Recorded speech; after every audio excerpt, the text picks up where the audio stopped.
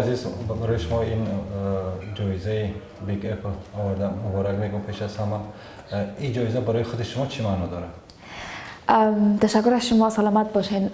جایزه واقعا معنای بسیار بزرگ برای من داره. واقعا یک تشویق بسیار بزرگ است برای یک هنرمند وقتی که یک آوارد میگیره. من تشویق شدم که زیادتر سر کارهای خود کوشش بکنم که بیشتر و بهتر بدرخشم، آهنگای بهتر بخوانم. از این خاطر یک تشویق بسیار خوب است برای یک هنرمند. پس برای من واقعا جای بسیار افتخار است که من قابل از این دانستن که من یک آوارد بگیرم.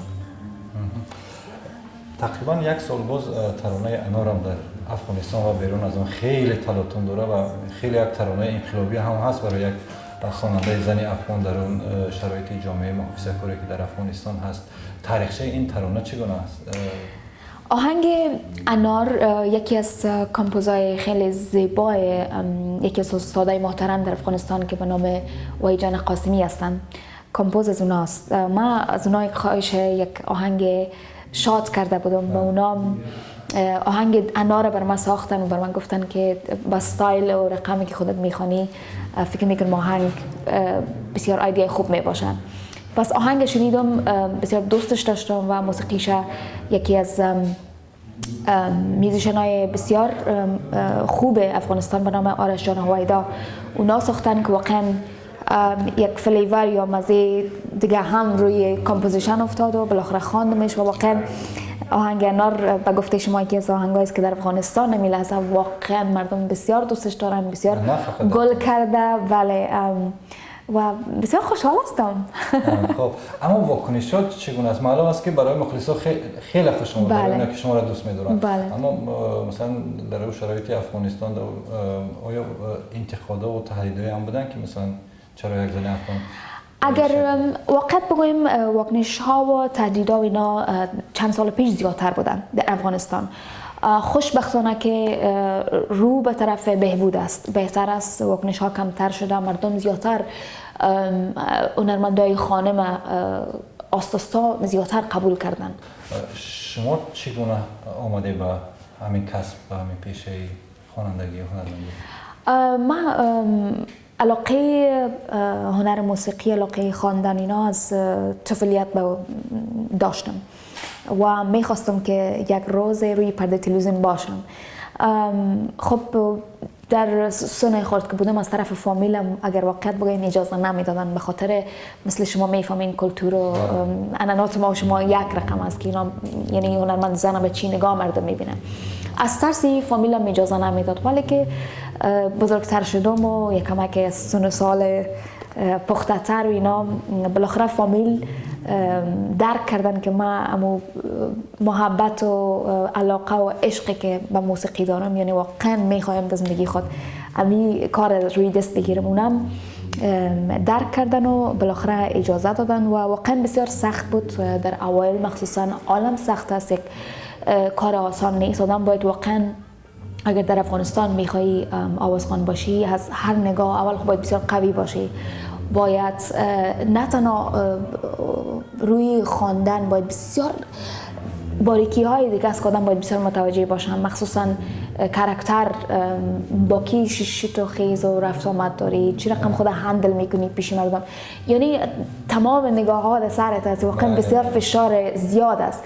ولی خب بالاخره به اینجا رسیدیم و همیشه کوشش کردیم که مردم خوش نگاه بکنم، همیشه کوشش کردیم که چیزای خوب تقدیمشان کنم، ولی شکر خداست بهتر شده میره. میشه از این قصه کنی که مثلا کجا بزرگ شده، کجا؟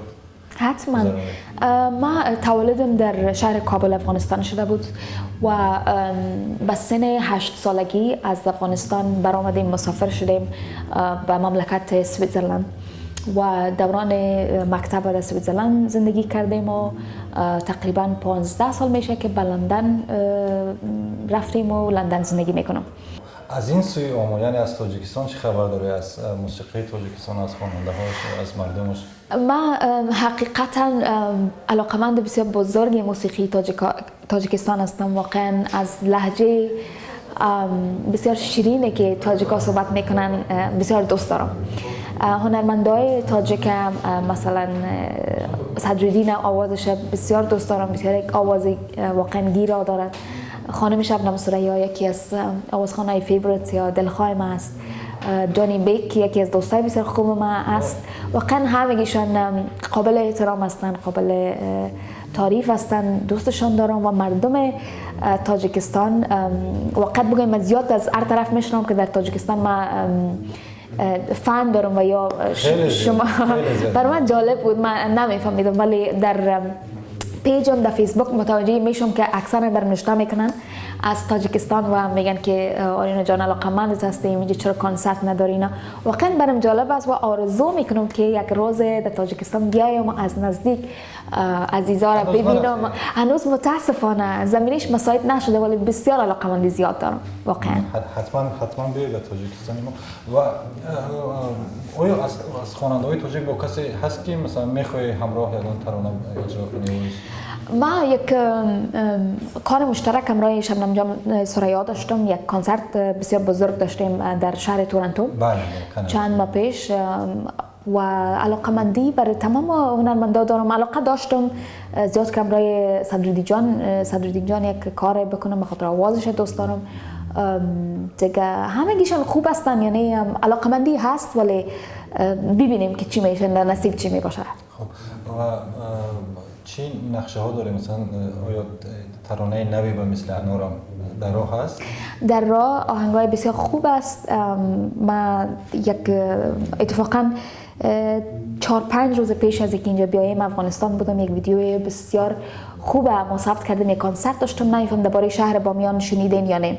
شهر بامیان یکی از زیباترین شهرها در افغانستان است که مجسمه بودا اونجا است که خرابش کردن و یک کار تاریخی ما کردیم که دمو پیشروی همون بودایی که خرابش کرده بودن یک کنسرت گذاشتیم، کنسرت بسیار بزرگ که بیشتر از 20,000 نفر ما اونجا داشتیم که آمده بودن. بله باز چون در جای بسیار اساس مقبول بودیم یک ویدیو هم ثبت کردم که او دراز بخرد عید قربان میبره. آهنگ شاد است، آهنگ هزارگی است. یک آهنگ دیگه دارم که مثل انارم، شاید از انارم کم کده بهتر و جالبتر باشه. او دراز دیگه است. بعضی از پروژکت های بسیار جالب که میتونن دوستا بخیر شاهدش باشن. تشکر زیاد. و در پایین میشود 2 یا 3 مصرع از ترانه انارم برای تماشابینای تاجیک؟ حتما. انارم توفای بهارم، انارم توفای بهارم، دانه دانه در دلم عشقی تو می شمارم.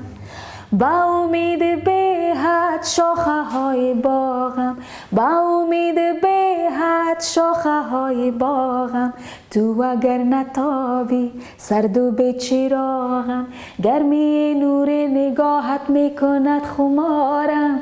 انارم. بهترین همیشه شرفتان فروزان باشد. ممنون شما.